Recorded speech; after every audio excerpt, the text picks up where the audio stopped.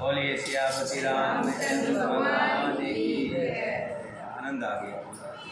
राम के नाम की धुनी ऐसी होनी चाहिए, छोड़ने को मन ना करे, बस यही बोलते रहे, श्री राम जय राम जय जय राम, बोलो श्री राम जय राम जय जय राम। इसी तरह से धुनी जो है मन में सवार है, सोते उठते बैठते हमेशा भगवान का नाम हमारे हृदय में रहे। सबसे ज़्यादा आनंद आए तो भगवान के नाम में ही आए। संसारिक जैसे जैसे भगवान के नाम में आनंद आना शुरू हो जाएगा, फिर संसार के विषय विकारों से आपको आनंद आना बंद हो जाएगा। या तो भगवान के नाम में आनंद जिनको आता है उनको विषय विकारों में आनंद नहीं आता, और जिनको विषय विकारों में आनंद आता है उनको भगवान के नाम में आनंद नहीं आता। इस तरफ से सामा इस तरफ से लगाना, इस तरफ इधर से।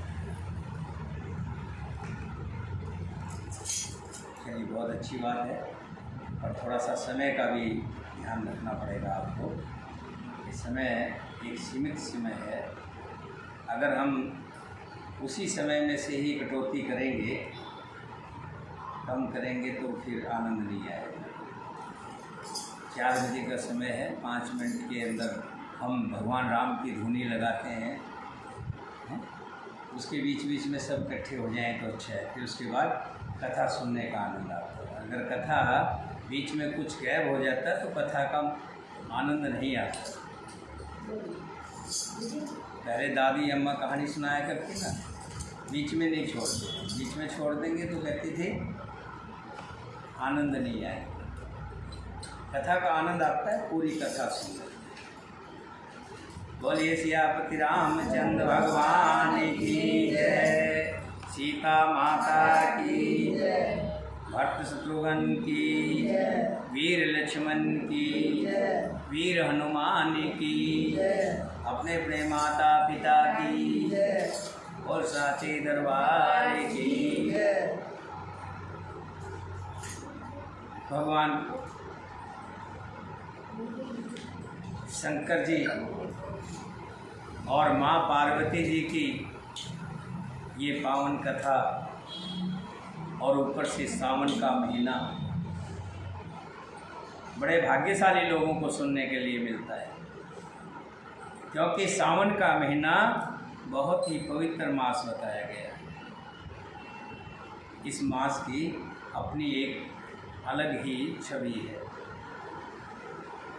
सावन के महीने में और भगवान की कथा ऊपर से हो जाए तो समझो सोने पे सुहागा हो गया।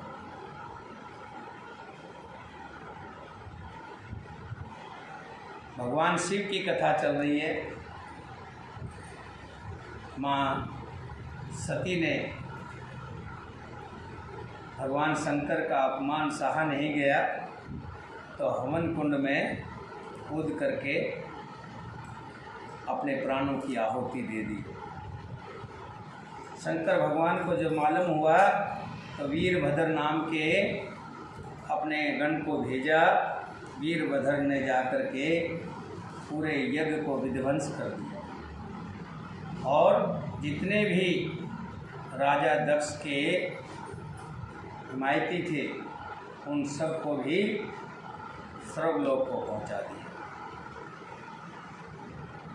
राजा दक्ष की क्या गति होगी ये तो आप समझ ही सकते। तुलसीदास जी ने भी यही कहा है कि मैंने ज़्यादा वर्णन ना करके सस्पेंस में ही आप सबको बता दिया। वही माँ पार्वती राजा हिमयान के घर में मैनावती के कोख से पैदा हुई। चारों तरफ ढोल नगाड़े बज रहे हैं, बड़ी खुशी मनाई जा रही है। लड़की बड़ी भाग्यशाली है। जब से ही लड़की ने जन्म लिया है चारों तरफ मंगल ही मंगल हो रहा है। पहाड़ों से मणि निकल निकल करके गिर रही है। हीरे जवाहरात, नीलम, पुखराज, तमाम तरह के पत्थर जिसको नग बोलते हैं हम, वो झड़ रहे। साधु संत लोग आकर के हिमालय पर अपना स्थान ग्रहण कर रहे हैं। खुशी ही खुशी है, चारों तरफ खुशी ही खुशी है।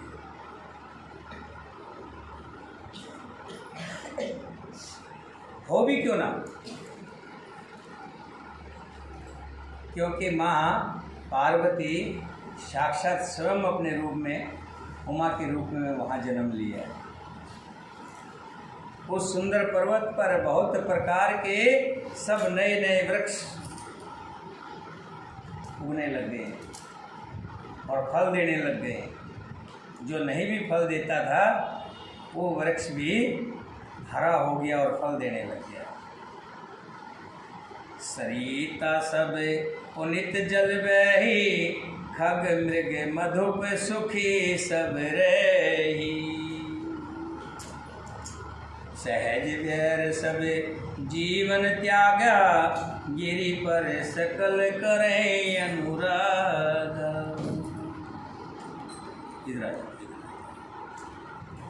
सारी नदियों में पवित्र जल बहता है और पक्षी पशु भ्रमर सभी सुखी रहते हैं। सब जीवों ने अपना स्वाभाविक बैर छोड़ दिया और पर्वत पर सभी आपस में प्रेम करते हैं। सोहो सेल गिर जागर आए, जिम जन राम भगत के पाए। नित नूतन मंगल ग्रहतासु, बरमादिक गावे जस जासु। पार्वती के घर आ जाने से, पार्वती के आने से पर्वत ऐसा शोभेमान हो रहा है जैसा राम भक्ति को पाकर राम भगत शोभायमान होता है। उस पर्वतराज के घर नित्य नए मंगलोत्सव होते हैं जिनका ब्रह्मादि आदि यश गाते हैं। चारों तरफ खुशी ही खुशी हो रही, मंगल गान हो रहे हैं, चौतरफा आनंद ही आनंद है। नारद समाचार सब पाए, कौतक कह गिरी गए सिधाए। जब नारद जी को पता लगा कि माँ पार्वती हिमालय के घर जन्म लिया है, क्योंकि नारद जी तो बड़े पहुँचे हुए ऋषि थे, जाने जात थे, वो भी अपने कौतुक को रोक नहीं पाए और हिमाचल के घर पधार गए पार्वती जी के दर्शन करने। पर्वतराज ने उनका बड़ा आदर सम्मान किया, चरण धोकर उनको उत्तम आसन दिया। नार सहित मुनि पद सिर नावा, चरण रसलील संभ भवन सिचावा। निज सौभाग्य बहुत गिरिवर्णा, सुता बोल मेल मुनि चरेना। फिर राजा हिमालय ने अपनी पत्नी सहित मुनि के चरणों में सिर नवाया और उनके चरणों को सारे घर में छिड़कवाया। उनके चरण से जो चरणामृत होता है, जिसे चरना मोदक बोलते हैं, पूरे घर के अंदर छिड़कवाया।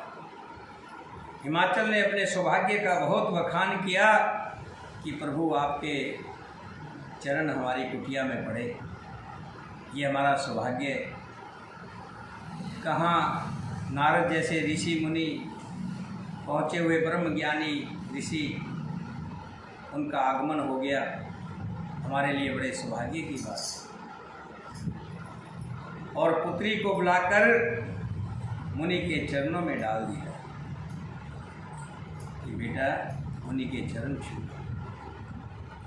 त्रिकाल गे स्वर्ग तुम गति स्वर्त तुम्हार, कहो सुता के दोष गुण मुनि बर हृदय विचार सियावर। प्रभु राम जय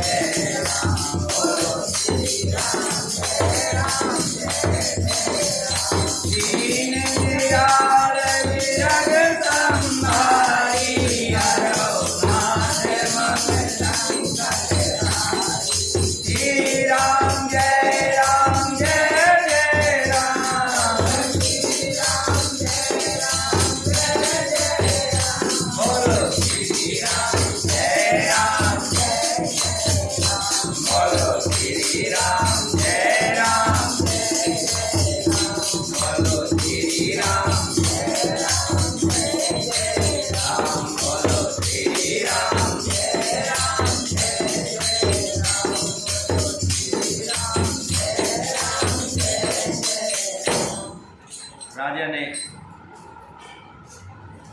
बेटी उमा को ऋषि के चरणों में डाल दिया और कहा, हे मुनिवर, आप तो सब जाने जाते हैं, त्रिकालदर्शी हैं, कृपा करके मेरी लाडली बेटी के बारे में भी कुछ बताएं। होता है कोई भी अगर ज्योतिषी आ जाता है तो हर एक के मन में एक लालसा होती है कि कुछ मैं भी पूछ लूँ, मुझे भी कुछ पता बता दें। होता तो वही है जो मेरे प्रभु ने रच रखा है, जो बे माता ने लिख दिया वही होना होता है। लेकिन हम संसारिक जीव हैं, जानने की अभिलाषा रहती है कि हमारे बारे में भी कुछ पता लग जाए। और कहा, हे मुनिवर, आप त्रिकालज्ञ हैं, सर्वज्ञ हैं और आपकी तो सब जगह पहुँच है। अतः आप हृदय में विचार कर कन्या के दोष और गुण कहिए। कह मुनि बहस गोड़ मृदवाणी, सुता तुम्हारे सकल गुण खानी।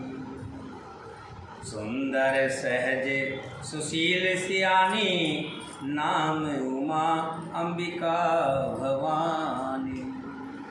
नाग मुनि जी ने हंसकर रहस्य युक्त कोमल वाणी से कहा, तुम्हारी कन्या सब गुणों की खान है, ये स्वभाव से ही सुंदर है, सुशील है, समझदार है, यह उमा है, अंबिका है और भवानी इनके नाम है। सब लक्षण संपन्न कुमारी, होए संत पिए पियारी। सदा अचल एहि कर एहि बाता, एहि तेजस पे हैं पितु माता। क्या कहा? सब लक्षण संपन्न सुकुमारी कन्या सब लक्षणों से संपन्न है, ये अपने पति को सदा प्यारी होगी, इसका सुहाग सदा अचल रहेगा। सदा अचल का मतलब अमर होगा। और इससे राजन आपको और इसकी माता को बड़ा यश मिलेगा। बड़ी भाग्य वाली, बहुत ही भाग्यशाली है। होए पूज्य सकल जग माही, एहि सेवत कुछ दुर्लभ नाही। ये सारे जगत में पूजनीय होगी, सारा जगत इसको पूजेगा। और इसकी सेवा करने से जो इसकी पूजा करेगा उसको कुछ भी दुर्लभ नहीं होगा, जो मांगेगा उसको वही मिलेगा। यही कर नाम सुमर संसारा, प्रिय चढ़े पतिव्रत असीधारा।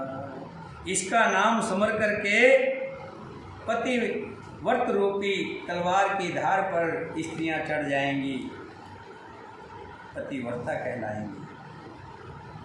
और जो मन इच्छित इच्छा होगी वो वर पाएंगे। सेल सुलक्षण सुता तुम्हारी, सुनहु जे अब अवगुण दो चारी। हे हिमालय, हे राजन, तुम्हारी बेटी सब तरह से भाग्यशाली है।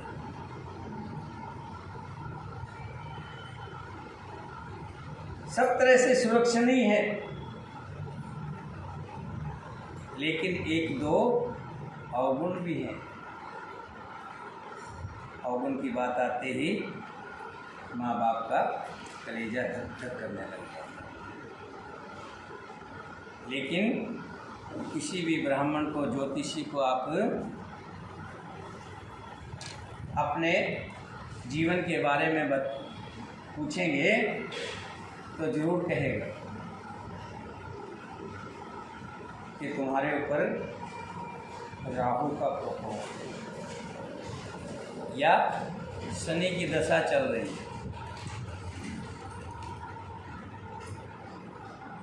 या बुध कमजोर है।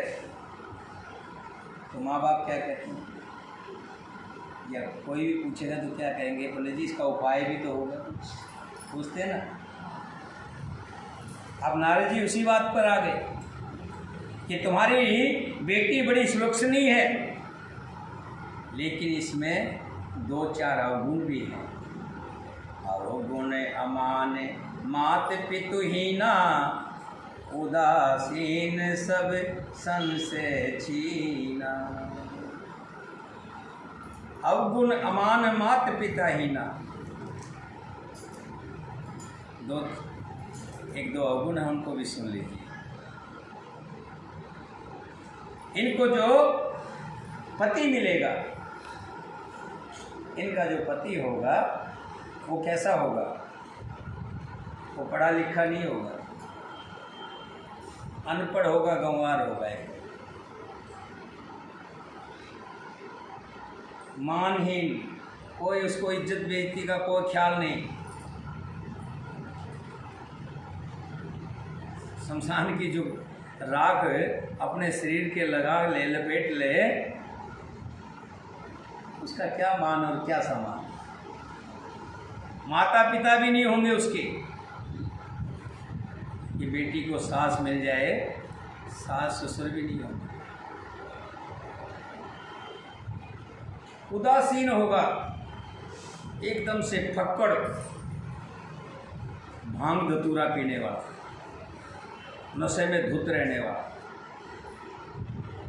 और किसी तरह की उसको घर गृहस्थी की तो चिंता ही नहीं होगी, लापरवाह। जोगी जटिल अकाम मन, नगन अमंगल वेश। अस स्वामी एहि कह मिली, परे हस्त अस रेख सियावर।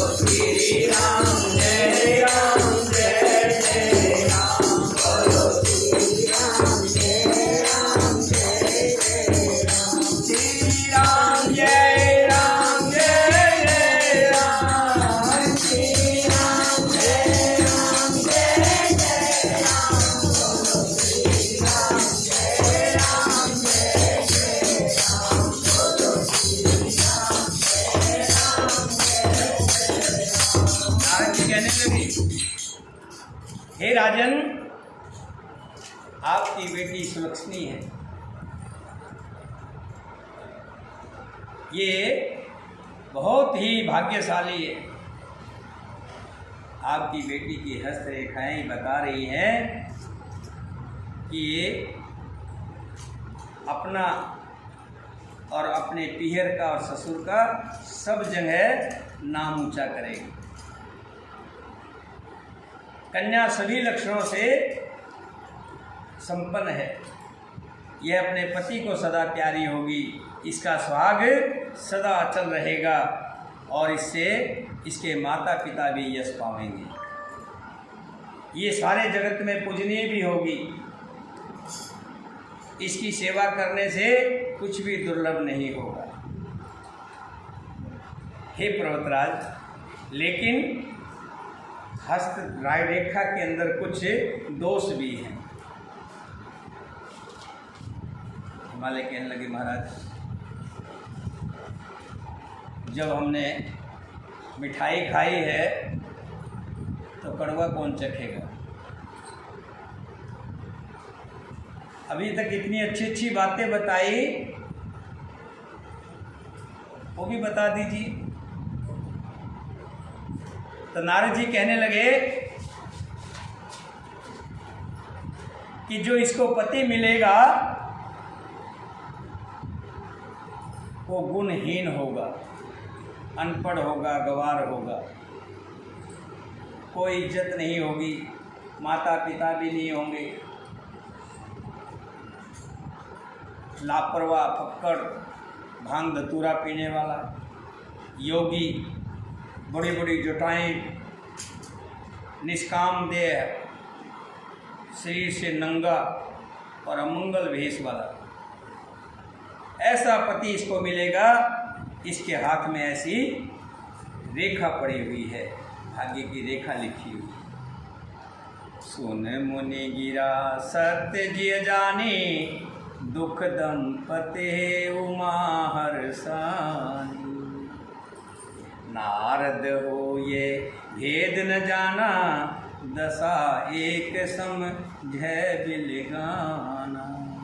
ऐसा सुनते ही हिमालय राजा और मैना के एकदम आँखों में आंसू आने वाले हो। कि मेरी इतनी प्यारी बेटी को ऐसा वर मिलेगा,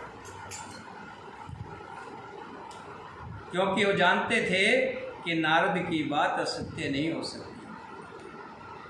जो नारद जी कह रहे हैं सत्य कह रहे हैं। अगर इनकी बात सत्य है तो बेटी के ऐसे लेख सुन कर के किस माँ बाप को मन में दुख नहीं होगा। नारद जी की वाणी सुनकर उसको हृदय में सत्य जानकर पति पत्नी हिमवान और मैना को दुख हुआ और पार्वती जी अंदर ही अंदर खुश हो रही है, क्योंकि पार्वती जी जब सती हुई थी तो उस समय भगवान से प्रार्थना करके कि हे प्रभु, मैं जब भी जन्म लूँ तो शंकर जी की ही प्रिय बनूँ, मेरे पति रूप में मुझे शंकर ही मिले। नारद जी भी इस रहस्य को नहीं जान सके कि पार्वती अंदर ही अंदर खुश हो रही है, क्योंकि सबकी बाहरी दशा एक सी होने पर भी भीतरी दशा भिन्न भिन्न होती है। हम सब बैठे हैं यहाँ पर, बाहर से सब देख रहे हैं कि सब भगवान की कथा में लीन है, ध्यान इधर ही है।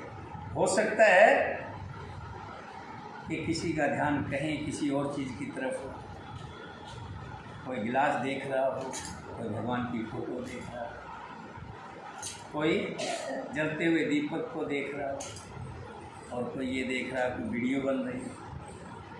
सबकी अपनी अपनी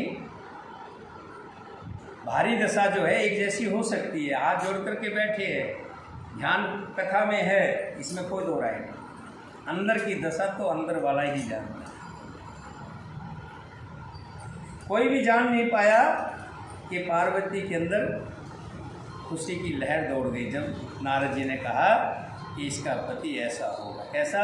शंकर भगवान जैसे पूरे चिन्ह बता दिए, जैसी पार्वती चाहती थी।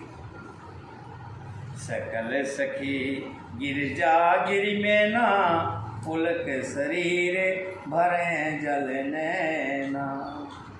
होय न मिर्षा देव ऋषि भाषा, उमा सो बचन हृदय धरे राखा।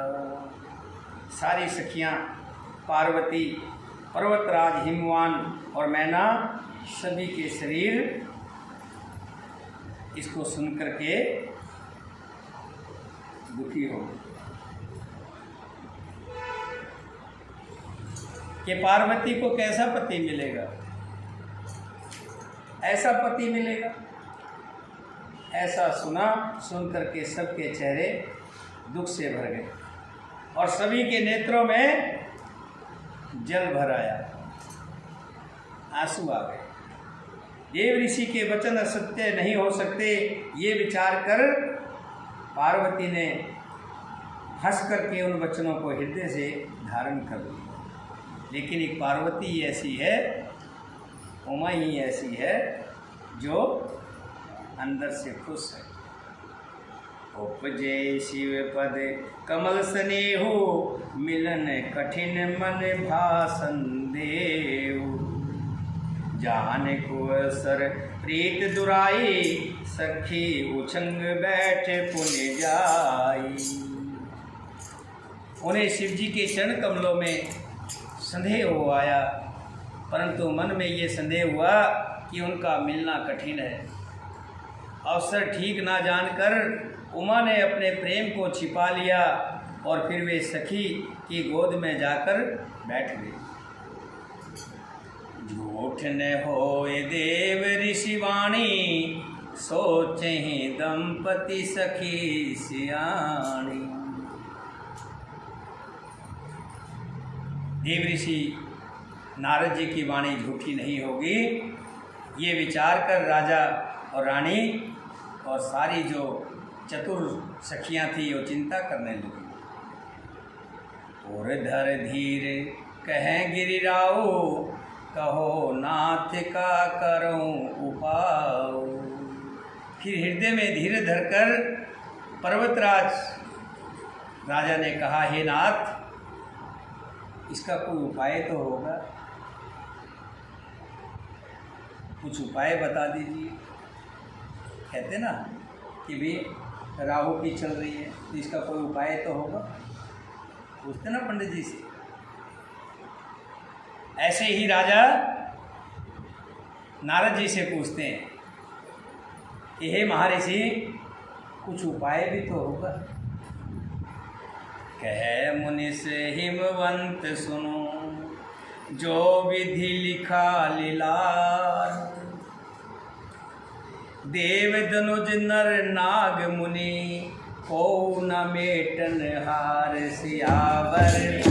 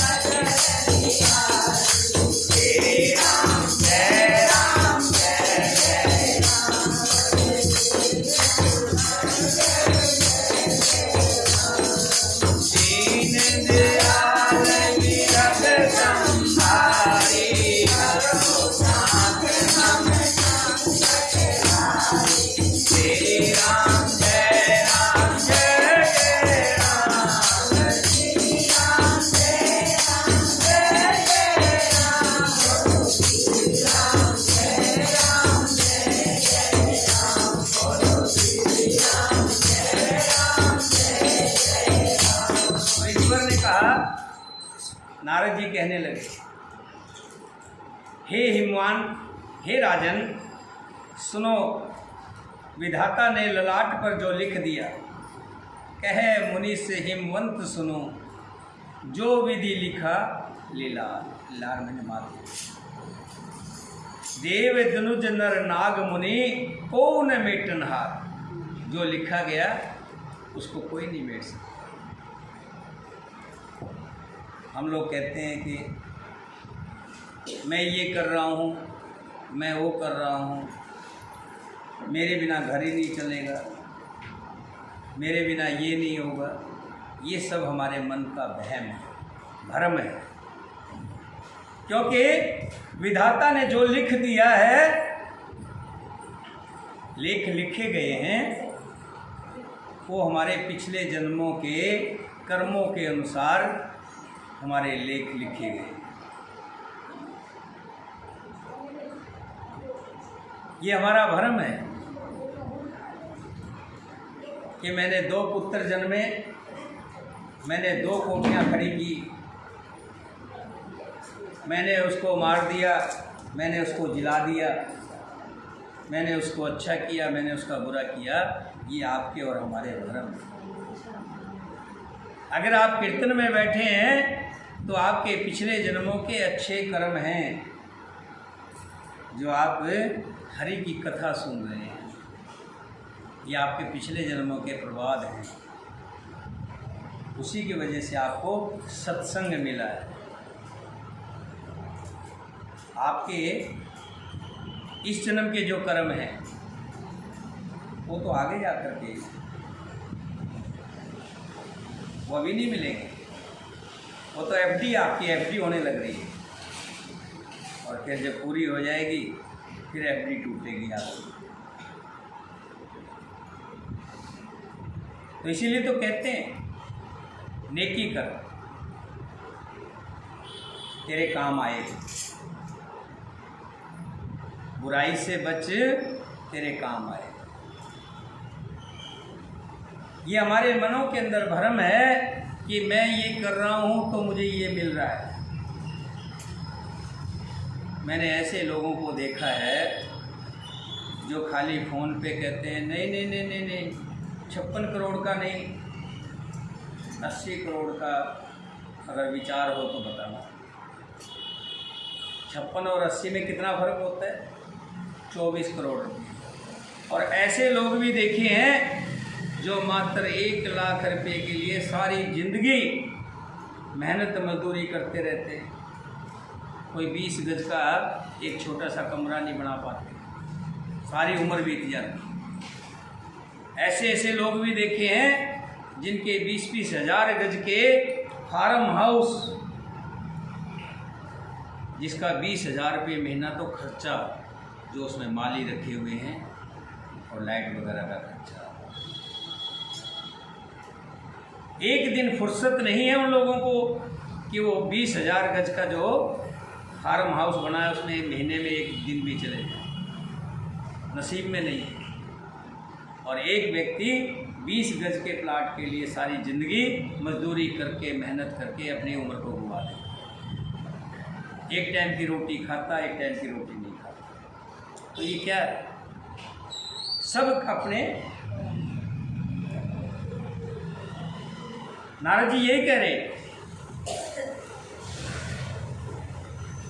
नारद जी ने कहा, हे हिमवान, हे राजन, सुनो, विधाता ने ललाट पर जो लिख दिया है उसको देवता, दानव, मनुष्य, नाग और मुनि कोई भी नहीं मिटा सकता।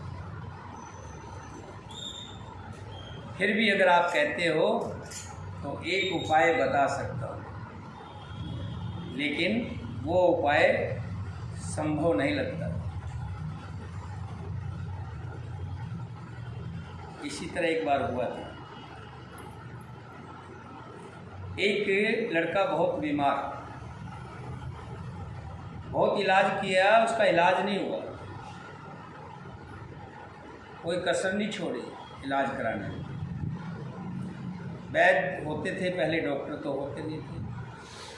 बहुत बड़े वैद्य के पास गए, वैद्य ने कहा कि 1 हफ्ते का जीवन है इसका, 1 हफ्ते तक इसकी जो सेवा पानी करनी हो कर लो। 1 हफ्ते का जीवन, इससे ज़्यादा जीवन नहीं है। अगले रविवार, आज रविवार है, जैसे आज सोमवार है ना, आज सोमवार है, कि अगले सोमवार को ये इस दुनिया से चला जाए। अब जिनके पता लग जाए जिसको कि 1 हफ्ते का जीवन है, अगले हफ्ते तो जाना है, तो सब सोचते हैं कि जो कुछ करना है कर ले, उसके मन की जो इच्छा हो पूरी कर ले, जो खाना है खा ले, जो पहनना है पहन ले। तीसरे दिन बेटा कहने लगा, मेरे दोस्त की शादी है, पिताजी अगर आप कहो तो मैं उस शादी में चला जाऊँ। हालात देख रहे हैं बेटे के, जाने योग्य नहीं है, लेकिन उनको ये भी पता है कि 3 दिन का और मेहमान है। बेटे की इच्छा है, ठीक है बेटा, दोस्त की शादी में भेज दिया। शादी से आ गया, रविवार की रात कैसी कटी है, सभी घर के परिवार के लोग चिंतित है, नींद नहीं आ रही। सोमवार का दिन निकलाया, अब लेकिन लड़का तो ठीक ठाक है। अब करते शाम हो गई, दोपहर हुई, दोपहर के बाद शाम हो गई, शाम के बाद रात हो गई। लड़के ने खूब खाया पिया, रात को सो गया। सुबह मंगलवार के दिन लड़का ठीक ठाक। परिवार का मुखिया, लड़के का बाप, वैद्य के पास, हकीम के पास पहुंचा। आंखों में आंसू हैं, मुंह से बोल नहीं निकला। और वैद्य ने सोचा कि लड़का तो,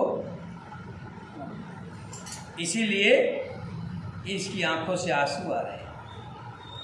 वैद्य उसको सावना दे रहा है कि देखिए प्रभु के हाथ में है मरना जीना, तो इसमें आपने तो अपनी तरफ से कमी नहीं छोड़ी। लड़के का पिताजी हाथ जोड़ के कहता है, हे वैद्यराज, जैसा मजाक आपने मेरे साथ किया ऐसा मजाक किसी और के साथ मत करिए। क्या? हाँ, ये लड़का तो सही सलामत है। वैदराज कही यह हो ही नहीं सकता, क्योंकि वैदराज भी तो बड़े अच्छे हकीम होते थे, आजकल नहीं है। जो टेस्ट करा के देखते थे वो तो नजर पकड़ के नजर देख के बता देते थे कि भाई इसको क्या बीमारी है। कहने लगा ऐसा संभव नहीं है।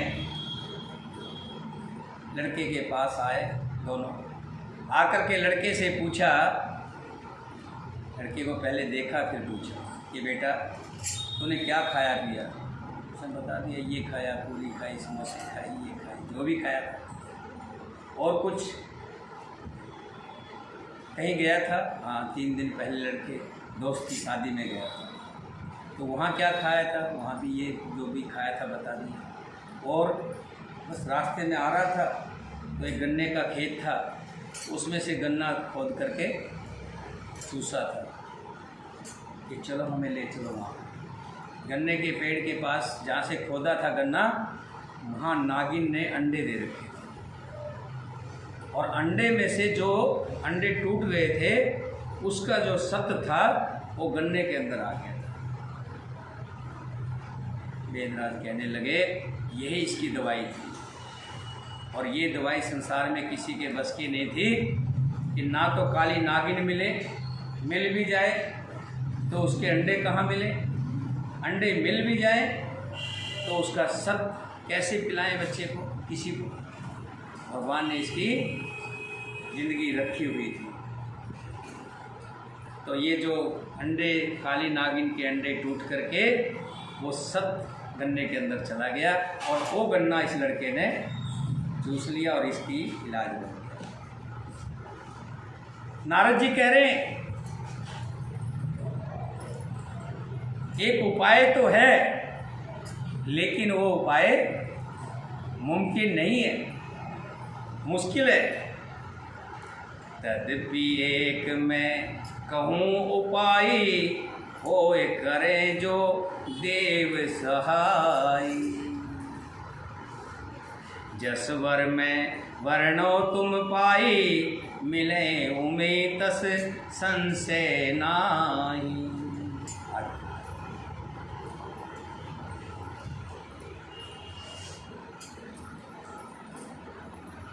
यहाँ कुर्सी नहीं ऐसा है, सुनिए। अरे सुनिए, इस जगह कुर्सी पे इधर आइए, मैं बताता हूँ आपको।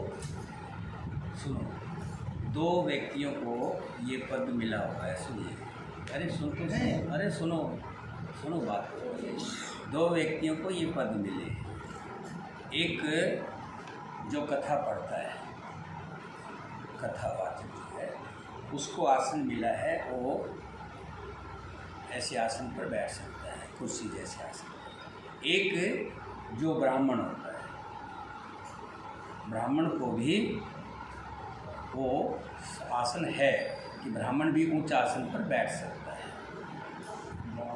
पहले निकल सबको बांट दिए, अपनी जमीन की पूजा करवाए।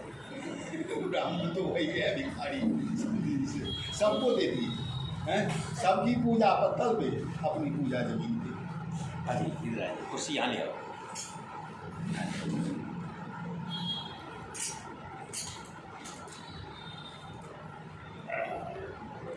नारद जी कहने लगे तद्यपि एक मैं कहूँ उपाय, होए करे जो देव सहाय। जस वर में वर्ण तुम पाई, मिले उमें तस संशय नाहि। तो भी मैं एक उपाय बता रहा हूँ, अगर देवता सहायता करेंगे तो सिद्ध हो सकता है। उमा को वर तो निस्संदेह वैसा ही मिलेगा जैसा मैंने बताया है। कैसा बताया है? अनपढ़ होगा, गंवार होगा, नंगड़ होगा, फक्कड़ होगा, घर गृहस्थी की उसको कोई चिंता ही नहीं होगी है? और 1 नंबर का नशेड़ी होगा, भांग धतूरा पीने वाला, माता पिता विहीन होगा। फिर भी अगर पति तो ऐसा ही मिलेगा, लेकिन अगर भगवान सहाय हो जाएं, देव सहायता करें, तो एक ऐसा व्यक्ति है जो सब कुछ ऐसे अवगुण होने के बावजूद भी पूजनीय है। जे जे बर के दोष बखाने, ते सब शिव पही मैं अनुमाने। जो विवाह शंकर सन होई, दोषे गुण सम कह सब कोई। परंतु मैंने वर के जो जो दोष बतलाए हैं, मेरे अनुमान से वो सब शिवजी भगवान के अंदर है, शिवजी के अंदर है। यदि शिवजी के साथ उमा का विवाह हो जाए तो दोषों को लोग भी गुण बताएंगे, उनके दोष भी गुणमय होंगे। जो यही सेज से अनहरि करही, बुध कुछ तिन कर दोष न धरही। भान कृषान सर्वरस खाई, तिनके मंद कहे कोई नाही। जैसे विष्णु भगवान शेष सैया पर सोते,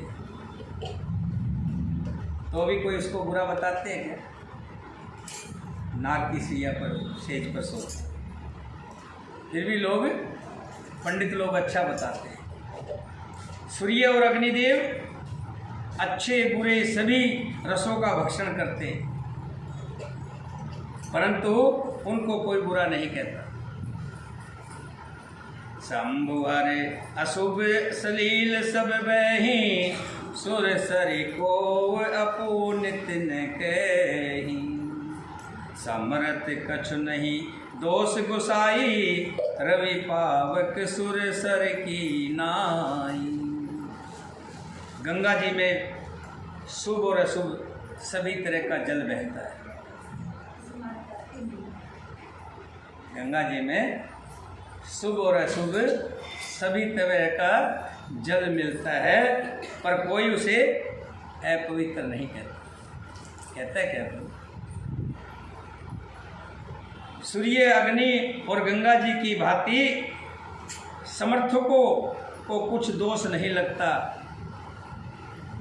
इसी तरह से शिवजी भगवान, एक शिवजी ऐसी दुनिया में है जो नंगड़ भी हैं, जो नशेड़ी भी हैं, जो फक्कड़ भी हैं, जो उदासीन भी हैं, उसके बावजूद भी पूजनीय है। अगर सती का विवाह शंकर जी के साथ हो जाए तो सती के जो लेख ललाट पर लिखा हुआ वो भी पूरा हो जाएगा और फिर पूजनीय भी रहेगी। जो असहिसा करे नर, जड़ विवेक अभिमान, परे कल्प भर नरक महु, जीव की ईस समान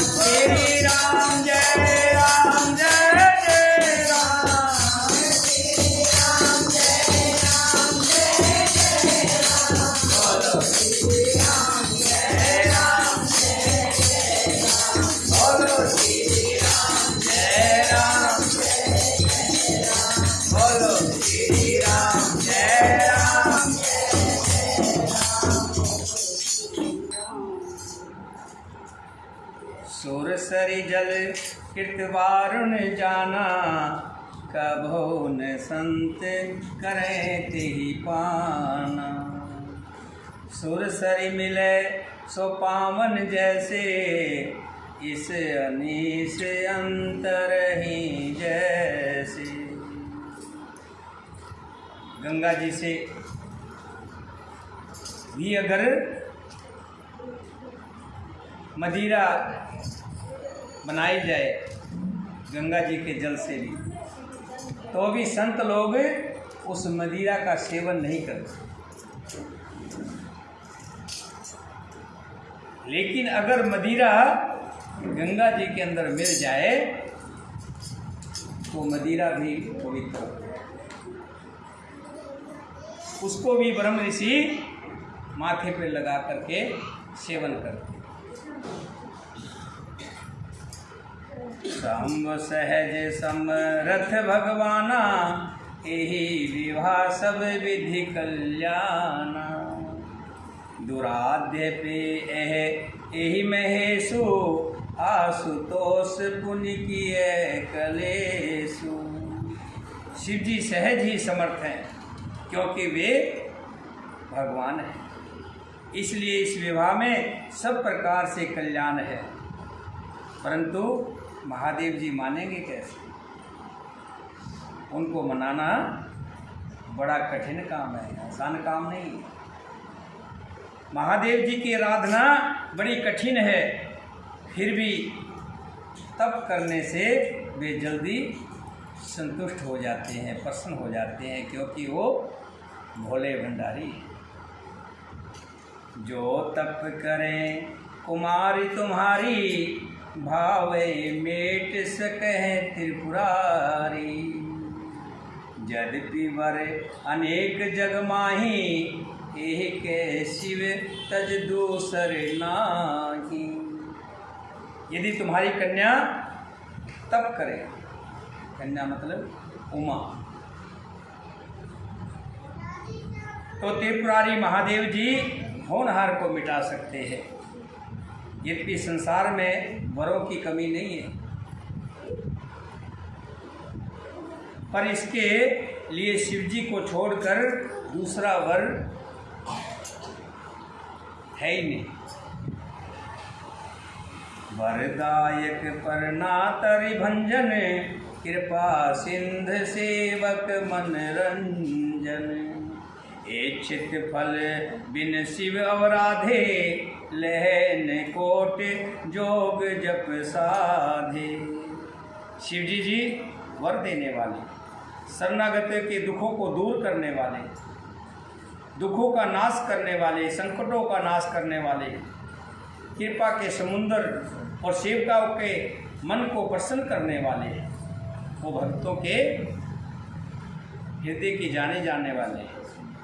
शिव जी की आराधना किए बिना करोड़ों योग और जप करने पर भी मन वंचित फल नहीं मिल सकता। ऐसे कह नारद सुमर हरि, गिरजय दीन आशीष। होय ये कल्याण अब संशय तजो गरीस। सियावर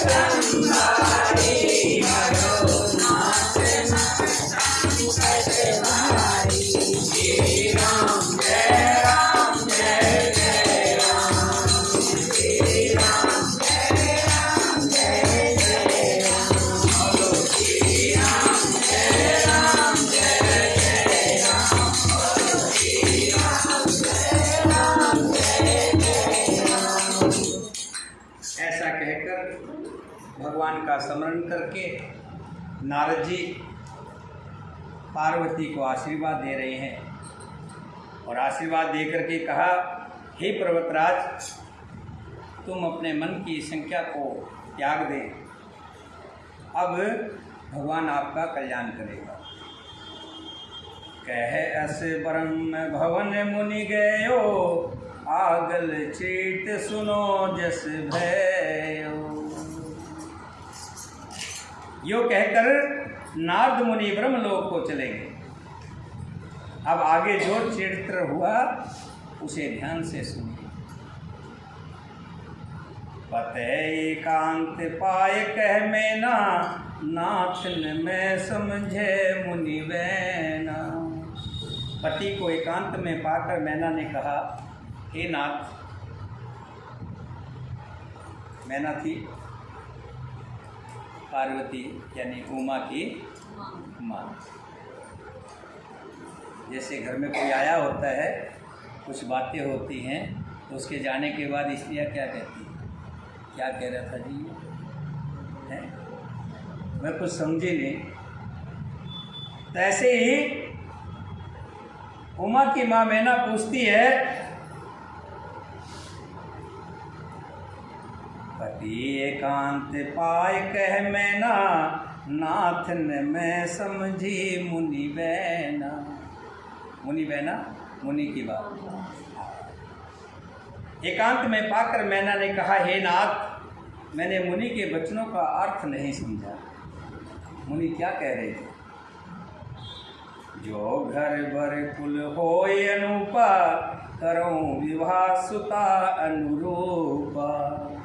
नैत कन्या बर रहो कुआरी, कंत उमा मम प्राण प्यारी। कहने लगी, इस बाबा की बातों में मत आ जाना। इसका क्या है? इसने तो बहुत से लोगों के घर बिगाड़े, तुम इसकी बात में मत आ जाना। उमा की माँ कह रही है, जो हमारी कन्या के अनुकूल घर वर और हमारे बराबर का होगा, उसी के साथ विवाह करना बेटी का। और ध्यान रखना, नहीं तो लड़की चाहे कुंवारी रह जाए, मैं योग्य वर के साथ उसका विवाह नहीं करूंगी, क्योंकि हे स्वामी, पार्वती मुझे प्राणों से प्यारी है। इसका क्या, ये तो भोग के चला गया, जो मुंह में आए कह गया। इसने ये नहीं देखा कि मेरी सुंदर ऐसी परी जैसी मेरी बेटी हाथ लगाने से मैली हो रही है। कह रहा है कि उसके साथ पकड़, गंजेड़ी, नशेड़ी, भभूति लगाया हुआ, ऐसे के साथ मैं अपनी बेटी की विवाह करूंगी क्या? कभी नहीं होगा ऐसा। जो न मिले वर गिर जय जोगू, गिरी जड़ सहज कहें सब लोगू। सोई विचार पति करो विवाहु, जेन बोर होय उर्दाऊ। यदि पार्वती के योग्य वर ना मिला और तुमने नारद के बताए ऐसे, चाहे वो शंकर ही क्यों ना हो, उसके साथ शादी कर दी मेरी बेटी की, तो लोग कहेंगे वाकई जो है हिमालय जड़ पत्थर है और पत्थर का पत्थर ही है। हे स्वामी, सोई विचार पतु करे विवाहु, जैन बहोर हो उर्दाऊ। हे स्वामी, इस बात को विचार कर ही विवाह कीजिएगा, जिससे पीछे से संताप ना करना पड़े, पछताना ना पड़े। 2 दिन भी बेटी उसके साथ नहीं रहेगी, तीसरे दिन घर आ जाएगी। हस कह परिचरण धर सीसा, बोले सहित स्नेह गिरीसा। गिरीसा कौन है? राजा हिमालय। गिरीसा हिमवान, राजा हिमालय। गिरी, गिरी मैंने पर्वत, हिमालय जिनका नाम था, इसीलिए उनको गिरीसा भी कहते हैं। बर पावक प्रगट शशि माही, नारद बचन अनंथ्या नाही। इस प्रकार कहकर मैनापति के चरणों में मस्तक नवाकर गिर पड़ी और आंखों से आंसू बह रहे हैं, झरना झड़ रहा है, रुकने का नाम नहीं ले रहे। तब हिमवान ने प्रेम से कहा, हे प्राण प्रिय, तुम समझने की कोशिश करो। चंद्रमा चाहे अग्नि प्रकट करने लग जाए, सूर्य बर्फ बरसाने लग जाए, धरती अंबर मिल जाए, संभव हो सकता है, लेकिन नारद के वचन मिथ्या चले जाएं, ऐसा संभव नहीं हो सकता। क्रिया सोच पर हो सब सुमर श्री भगवान, पार्वती निर्म्योज ही को करे कल्याण सियावर।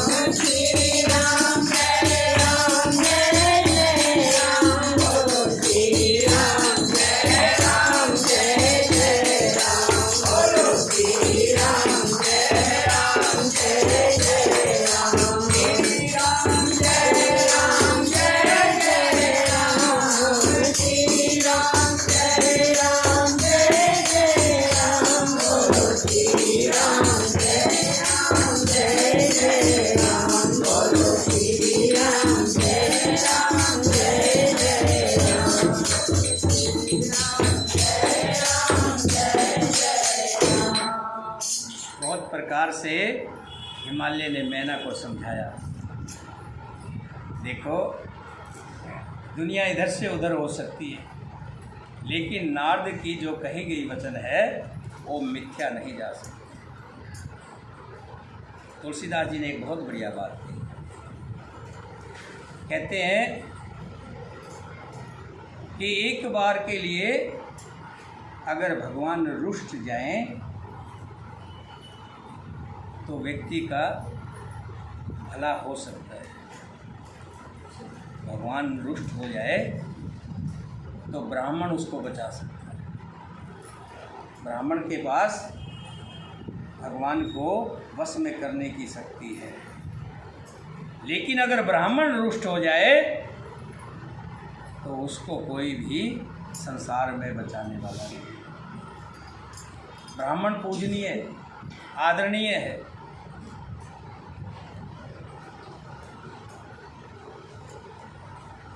काशीकांत जी अगर ब्राह्मण नहीं होते तो मैं इनको कभी भी कुर्सी पर बैठने के लिए नहीं कहता। कारण मैं इनसे ऊपर नहीं बैठ सकता। मैं भला कथा पढ़ रहा हूँ, लेकिन मैं इनके चरणों में ही हमारे इनके बच्चे और हमारे बुजुर्ग, ब्राह्मण के बच्चे हमारे बुजुर्ग होंगे तो उनके बच्चों को भी चरण छुएंगे। जो कुछ आपके और हमारे पास है आज ब्राह्मणों की ही दया दृष्टि से है, हमेशा पूजनीय है। सत सत नमन है। अगर हमारे पितरों को मोक्ष मिल सकती है तो ब्राह्मणों को, अगर जन्म संस्कार अगर हमारे ब्राह्मण करवाते हैं तो मरण संस्कार भी ब्राह्मणों द्वारा ही संपन्न होता है। जीवन से लेकर मरण तक सब हमारा इनके अधीन है। इसलिए हमेशा ब्राह्मण कैसा भी होगा वो पूजनीय रहेगा। तो हिमालय, राजा हिमालय क्या कह रहा है कि हे मैना, जो नारद जी ने कहा है उसको सत्य जानना। अब तो प्रभु से प्रार्थना करना किसी तरह से नारद के बताए अनुसार शिव जी ही उमा का पति हो जाए। बोलिए सियापति रामचंद्र भगवान की, सीता माता की, भरत शत्रुघ्न की, वीर लक्ष्मण की, वीर हनुमान की, अपने अपने माता पिता की, अपने अपने गुरुदेव की, बोलिए सनातन धर्म प्रेमियों की।